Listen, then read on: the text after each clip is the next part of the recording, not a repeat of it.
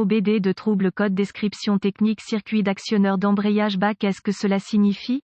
Il s'agit d'un code de diagnostic générique (DTC) du groupe motopropulseur et s'applique à de nombreux véhicules OBD de 1996 plus récents. Cela peut inclure, mais sans s'y limiter, les véhicules de Toyota, Smart, Ford, Mazda, Hyundai, Mercedes, etc. Bien que génériques, les étapes de réparation exactes peuvent varier selon l'année, la marque, le modèle et la configuration du groupe motopropulseur. Le code de panneau OBD de P0902 et les codes associés P0900, P0902 et P0903 sont associés au circuit électrique de l'actionneur d'embrayage. Ce circuit est surveillé par le module de commande du moteur (ECM), le module de commande de puissance (PCM) ou le module de commande de transmission (TCM) en fonction du véhicule spécifique. Le but du circuit d'actionneur d'embrayage est d'engager et de débrayer l'embrayage ou les embrayages sur une transmission semi-automatique, en fonction du véhicule spécifique et de la configuration. Plusieurs capteurs et composants associés sont nécessaires pour accomplir cette tâche. Certaines configurations intègrent deux embrayages hydrauliques, l'un pour les engrenages pairs et l'autre pour les engrenages impairs. Le nombre de vitesses peut varier de 6 à 9 sur les véhicules plus récents. Fondamentalement, cette conception facilite les changements de vitesse qui fonctionnent en douceur et sans à-coups de la même manière qu'une transmission entièrement automatique. Lorsque le CM, le PCM ou le TCM détectent une condition de basse tension ou de résistance dans le circuit de l'actionneur d'embrayage, le code P0902 est réglé et le témoin de contrôle du moteur ou le témoin d'avertissement de transmission s'allume. Un actionneur d'embrayage. Quelle est la gravité de ce DTC?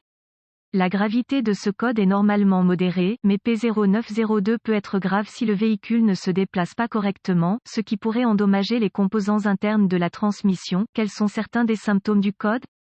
Les symptômes d'un code d'anomalie P0902 peuvent inclure, le moteur peut ne pas démarrer, le moteur peut caler pendant la conduite, la boîte de vitesse peut être placée en mode mou, la boîte de vitesse peut être bloquée sur une vitesse, témoin d'avertissement de transmission allumé, vérifier le voyant du moteur allumé. Quelles sont certaines des causes courantes de le code? Les causes de ce code P0902 peuvent inclure, actionneur d'embrayage défectueux, capteur ou solénoïde défectueux, câblage défectueux ou endommagé, sangle de masse du module de commande desserrée ou défectueuse, connecteur corrodé, endommagé ou desserré, fusible défectueux ou liaison fusible, le cas échéant, dysfonctionnement du maître-cylindre d'embrayage ECM défectueux, PCM ou TCM. Quelles sont les étapes de dépannage du P0902?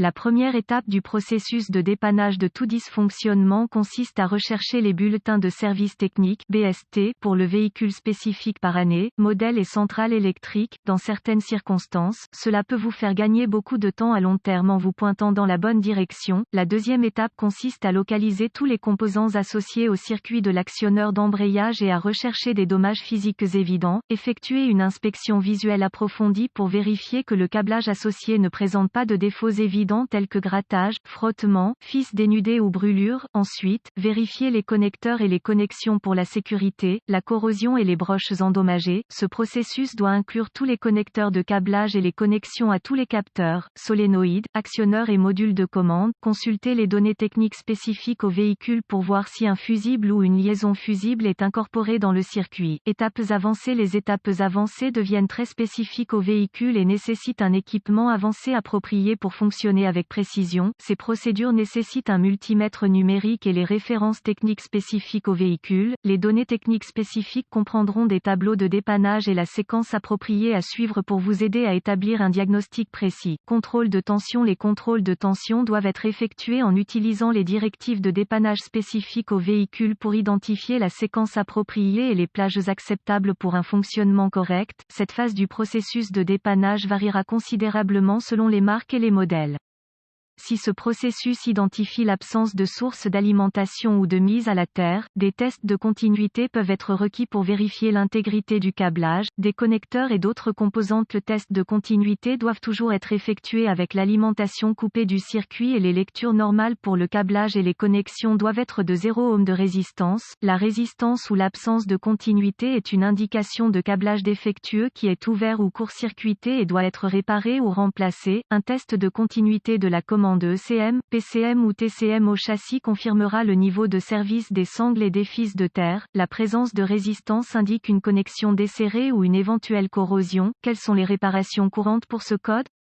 Remplacement de l'actionneur d'embrayage, remplacement d'un capteur ou d'un solénoïde défectueux, remplacement du maître-cylindre d'embrayage, nettoyage de la corrosion des connecteurs, réparation ou remplacement du câblage défectueux, remplacement du fusible grillé ou de la liaison fusible, le cas échéant, réparation ou remplacement des sangles de terre défectueuses, clignotement ou remplacement de l'ECM, du PCM ou TCM. Common mistake: le remplacement d'un capteur, d'un solénoïde, d'un actionneur, d'un maître-cylindre d'embrayage ou d'un module de commande lorsqu'un câblage endommagé est à l'origine du problème. Avec un peu de chance, les informations contenues dans cet article ont été utiles pour vous orienter dans la bonne direction afin de corriger le problème avec le code d'erreur du circuit de l'actionneur d'embrayage. Cet article est strictement informatif et les données techniques et les bulletins de service spécifiques à votre véhicule doivent toujours être prioritaires.